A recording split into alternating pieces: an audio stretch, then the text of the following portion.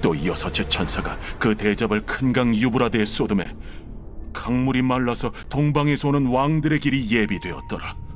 또 내가 보매 개구리 같은 새 더러운 영이 용의 입과 짐승의 입과 거짓 선지자 입에서 나오니 그들은 귀신의 영이라. 이적을 행하여 온 천하 왕들에게 가서 하나님 곧 전능하신 이의 큰 날에 있을 전쟁을 위하여 그들을 모으더라. 보라, 내가 도둑같이 오리니 누구든지 깨어 자기 옷을 지켜 벌거벗고 다니지 아니하며 자기의 부끄러움을 보이지 아니하는 자는 복이 있도다. 새 영이 히브리어로 아마겟돈이라 하는 곳으로 왕들을 모으더라. 일곱째 천사가 그 대접을 공중에 쏟음에 큰 음성이 성전에서 보좌로부터 나서 이르되 되었다. 번개와 음성들과 우레소리가 있고 또 큰 지진이 있어 얼마나 큰지 사람이 땅에 있어 온 이래로 이같이 큰 지진이 없었더라. 큰 성이 세 갈래로 갈라지고 만국의 성들도 무너지니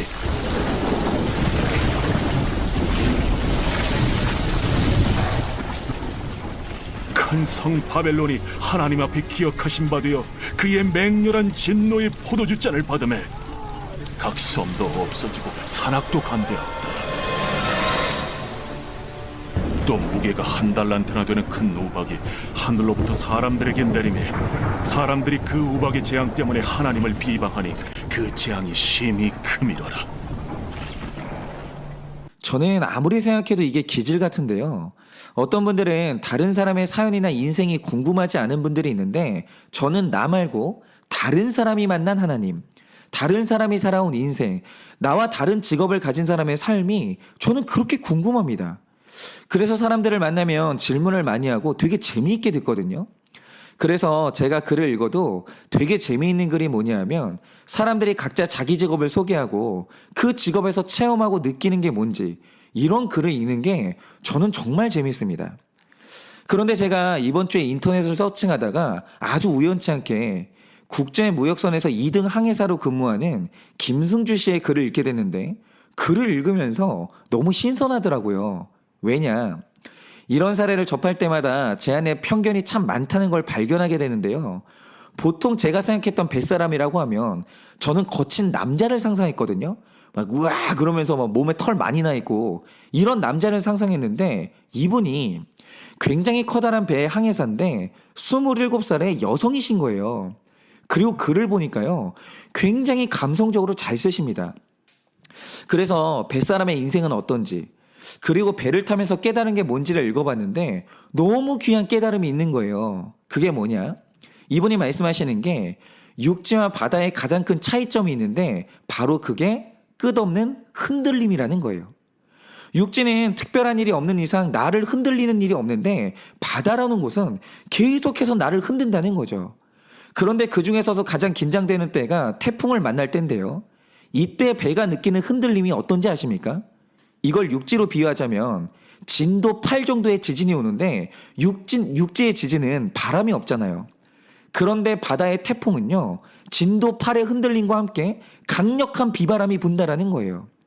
그래서 태풍이 온다고 하면 대비를 해야 되는데 어떤 대비가 가장 중요한지 아세요? 일단 배가 흔들리기 시작하면 일상의 모든 물건이 흉기로 변하는 거예요. 이 철로 된 손잡이가 내 갈비뼈를 부셔버릴 수도 있고 냉장고가 나를 덮칠 수도 있고 칼, 가위, 연필같이 날카로운 물건들이 흔들리는 배 안에서는 전부 나를 공격하는 무서운 흉기가 된다는 거죠.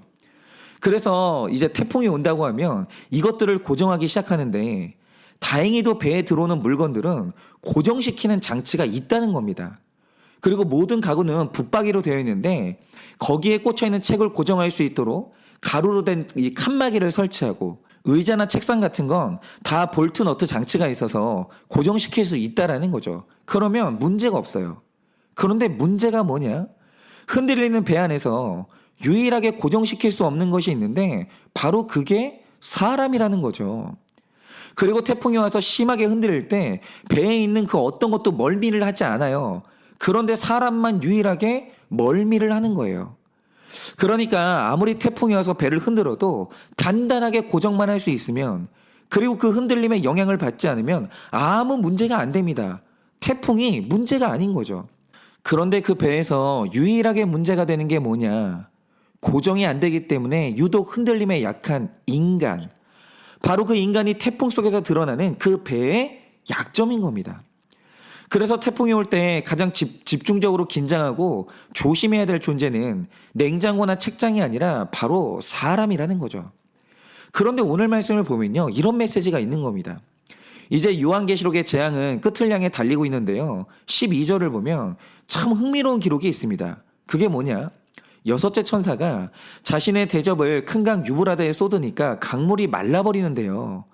보통 성경에서 강물이 마를 때 일어나는 일이 뭐냐면 구원이 일어나는 겁니다. 예를 들어서 출애굽기를 보면 하나님이 홍해를 갈라 그 땅을 말리시거든요. 그러자 일어난 일이 뭡니까? 선택받은 택자들은 그 마른 길을 통해서 홍해를 건넜습니다. 다시 말해 강물이 마른 땅은 택자에게는 구원의 길이에요. 그런데 반대로 똑같은 길에 애굽의 군대가 들어왔는데 그들이 마른 땅을 밟자 일어난 일이 뭡니까? 갈라졌던 바다가 하나로 합쳐지면서 그들이 전부 바다에 수장되는 거예요. 다시 말해 바다의 마른 땅이 죄인들에게는 멸망의 장소였던 겁니다. 이렇게 성경에서 강물의 마른 땅은 택자에게 구원의 상징이었고 죄인은 절대로 건널 수 없는 땅이었거든요. 그런데 오늘 말씀에서 정말 이상한 게 뭐냐면 하나님이 여섯째 천사를 통해 강물을 말리시는데 그 길로 누가 오는 줄 아십니까? 동방에서 하나님을 대적하는 왕들이 오는 길이 열리는 거예요. 그런데 이거 이상하지 않으세요? 왜 하나님은 강물을 말리면서까지 적들이 건널 수 있는 길을 여시는 걸까? 계속 말씀을 보면 이제 이들이 강의 마른 길을 건너서 하나님과 최후의 전쟁을 하기 위해 전부 한 곳에 모입니다. 화력을 집중하는 거죠. 그리고 16절은 그곳의 이름을 아마겟돈이라고 하는 겁니다. 그런데 저는 오늘 말씀 전체에서 이 아마겟돈이 정말 중요하다고 생각되는 거예요. 왜냐? 가만히 오늘 말씀의 사탄을 보면 이 아마겟돈을 지키고 사수하기 위해서 모든 힘을 총동원하는 겁니다. 예를 들어서 13절을 보시면 용과 짐승과 거짓 선지자의 입에서 더러운 영이 나왔다고 하는데 그 영을 뭐라고 표현하냐면 개구리같이 더러운 영이라고 하거든요. 그런데 왜 사탄과 그 부하들의 입에서 나온 영을 개구리같이 더러운 영이라고 하는지 아십니까?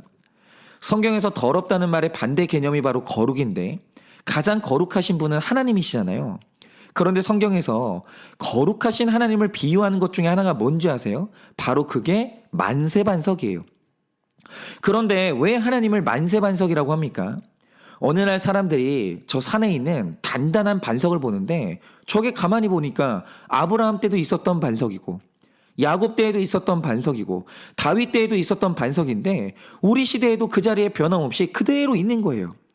그런데 반석의 한결같이 변함없는 모습을 보면서 성경의 저자들이 깨달은 게 뭐냐 하면 우리 하나님이 바로 저 반석 같구나.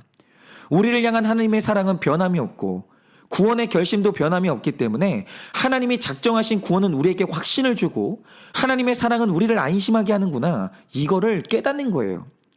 그리고 영원히 변치 않는 하나님의 성질을 거룩이라고 하는 겁니다. 하나님의 거룩은 변하지 않는 거예요. 그런데 여러분, 그 하나님이 수시로 변한다고 생각을 해보세요. 그분이 언제는 우리를 뜨겁게 사랑했다가 언제는 우리한테 너무 차가운 거예요. 언제는 우리를 구원하겠다고 열심히 일하시다가 언제는 그 구원에 대해서 아예 손을 놔버리는 거예요. 여러분, 하나님이 이렇게 변덕스럽다고 하면 우리가 그 하나님을 어떻게 믿습니까? 그리고 수시로 변하는 하나님은 진실된 하나님이 아니라 거짓된 하나님이 되는 거예요. 마찬가지로 왜 오늘 말씀에서 더러운 영을 표현할 때 개구리 같다고 하는가? 개구리의 속성 안에는 변함이 없다는 개념 자체가 없거든요. 예를 들어서 개구리는 변온 동물인데 주변의 온도가 변해도 자기의 몸의 온도를 지키는 게 아니라 주변의 온도에 따라서 내 몸의 온도가 수시로 변하는 겁니다. 그리고 올챙일 때는 아가미로 숨을 쉬는데 개구리가 되면 폐로 숨을 쉬게 변화돼요. 그리고 사는 곳도 딱히 정해진 게 아닌 게 태어날 때는 연못에서 태어났다가 개구리가 되잖아요. 산으로 들어가 버립니다. 그러다가 다시 알을 낳을 때가 되면 또 물로 돌아오는 거예요. 그러니까 한 곳에 딱 정착해서 사는 게 아니라 뭐가 자꾸 개구리는 수시로 변하는 거예요. 그런데 이렇게 변하지 않는 신실함이 없이 수시로 변하는 개구리 같은 영이 용과 짐승과 선지자의 입에서 나왔다는 거죠. 그러면 이 영의 정체가 뭐겠습니까? 바로 이게 거짓말이에요. 거짓말의 가장 큰 특징이 뭐냐면 거짓말은 수시로 변한다라는 겁니다. 그러니까 오늘 이 거짓의 영이 모든 왕들을 속인 다음에 이곳을 한 곳에 모아서 결상전을 하는데 바로 그게 아마겟돈이에요. 거짓말이 판치는 왕들의 그 집중된 장소, 그게 바로 아마겟돈이라는 거죠. 그리고 사탄의 결심이 뭐냐면 여기를 절대로 뺏기지 않겠다는 거죠. 그런데 또 신기한 게 뭐냐, 17절에서 드디어 일곱째 천사의 마지막 공격이 시작되는데 하나님이 이 아마겟돈에 그동안 아껴뒀던 모든 공격을 쏟아 부으시는 거예요.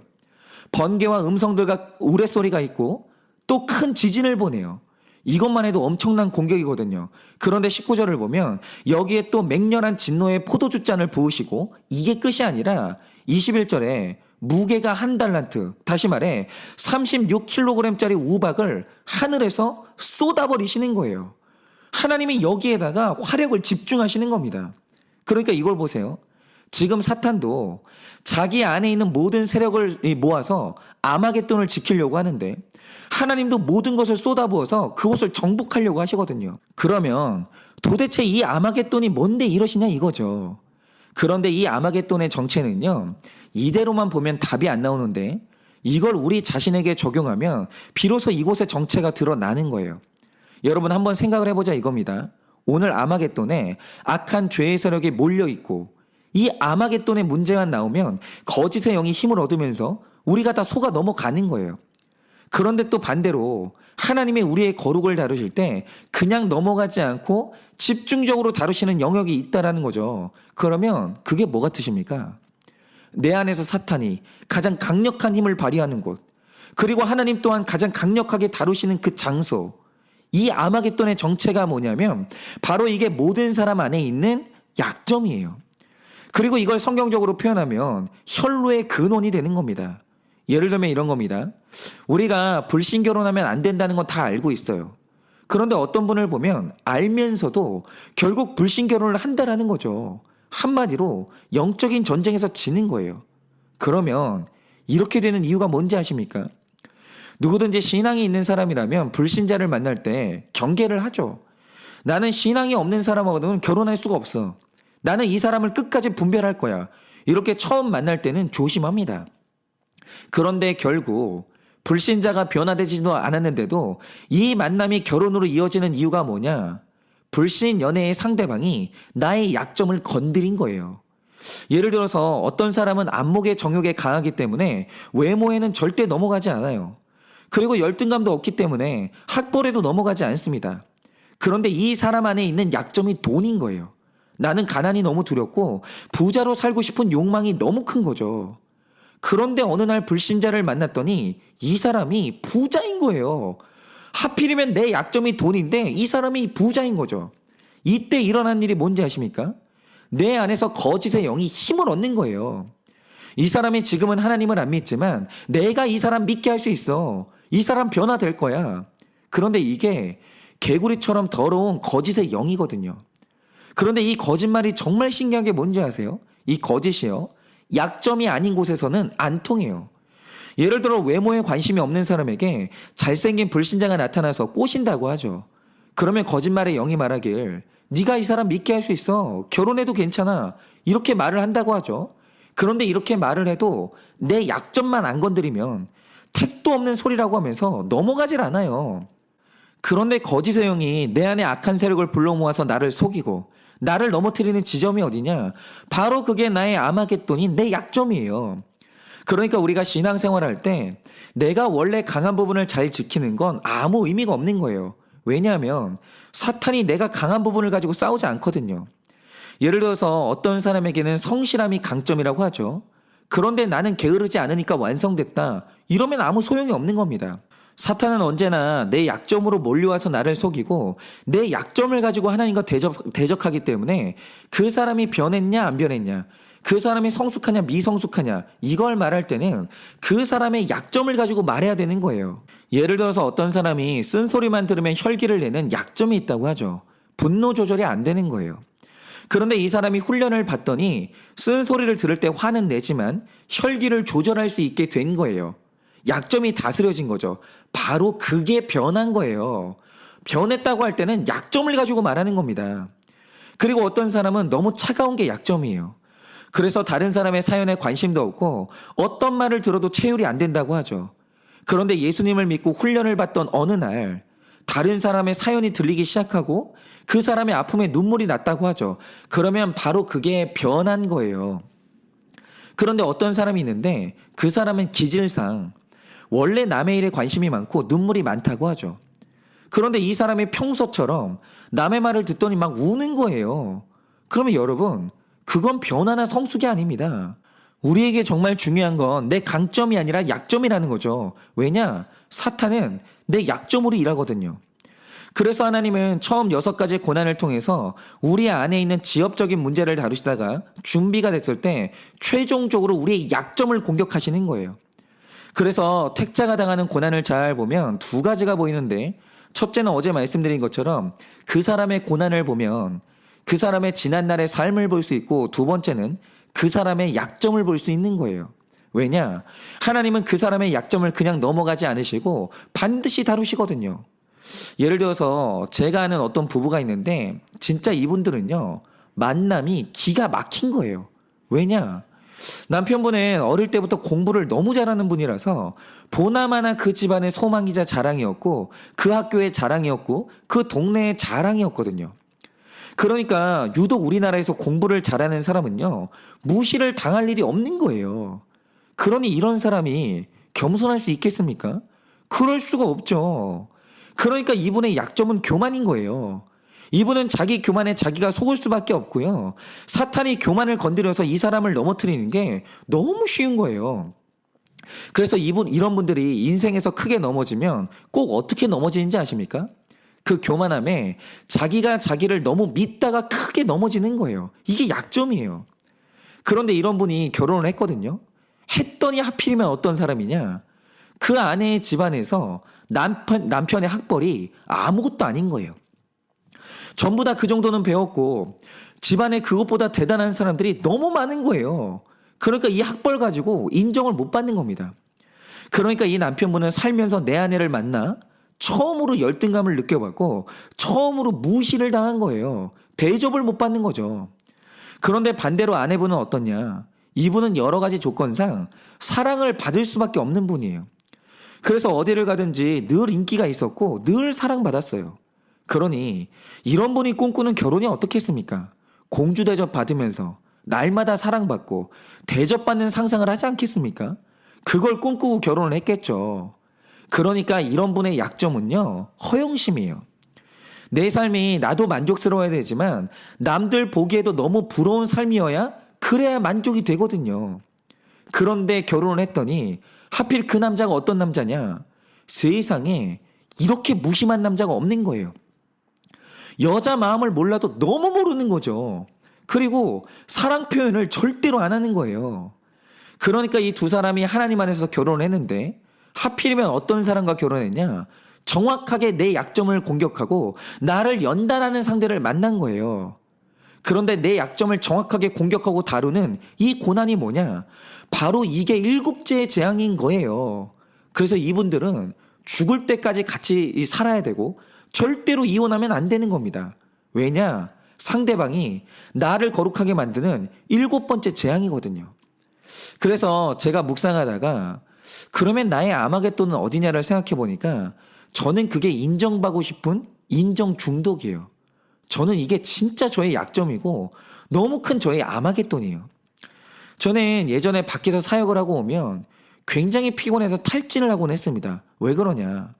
여러분, 사람이 어떤 일을 할 때 진실하게 그 일이 좋아서 열심히 하고 사람들하고 이야기할 때도 정말 진실하게 좋아서 웃고 정말 진실하게 좋아서 떠들고 이렇게 진실한 사람은요, 뭘 해도 별로 피곤하지 않아요.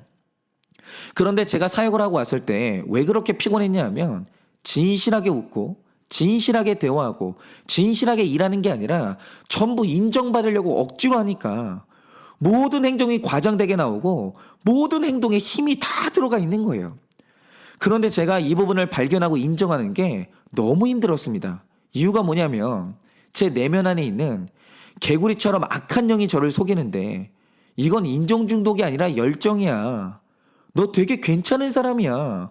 이렇게 저를 속이는데 이게 제 약점이다 보니까 제가 저한테 속는 거예요. 속고 싶은 거죠. 그런데 여러분 생각을 해보세요. 인정 중독과 야망이 있는 사람이 설교를 하면 부교육자답게 얌전히 설교하겠습니까? 아니요. 아주 그냥 인정을 받아보겠다고 없는 지식 있는 지식 끌어다 모으면서 아는 척을 하고 소리를 질러가면서 마치 내가 담임 목사인 것처럼 설교를 하는 거예요. 그런데 이런 저에게 어느 날 하나님이 내 약점을 치시는 7째 재앙을 주셨는데 어느 교회를 갔더니 설교를 할 때마다 담임 목사님이 저를 밟으시는 거예요. 그리고 설교를 할 때마다 동료 사역자들에게 제가 왕따를 당하는 겁니다. 그런데 처음에 그 일을 당할 때 이 더러운 개구리가 저를 속인 게 뭔지 아십니까? 네가 설교를 너무 잘하니까 사람들이 질투하는 거야. 야, 신경 쓰지 마. 야, 저 사람들이 너 질투하는 거야. 이런 식으로 저를 속이는데 그걸 믿고 싶더라고요. 제가 속았습니다. 그런데 사실 저는 그 시간이 너무 외롭고 너무 고통스러웠거든요. 정말 2번 다시는 경험하고 싶지 않은 아픔이었어요. 그래서 나중에 큐티를 하면서 내가 그때 왜 그런 일을 당했는지 이 개구리의 영을 물리치고 제가 한번 이렇게 생각을 해봤거든요. 묵상을 해봤죠. 근데 생각을 해보니까 그 일은요, 하나님이 나의 아마겟돈, 다시 말해 내 인정 중독을 밟으신 사건이었구나. 이게 깨달아지는 거예요. 아니, 그렇죠.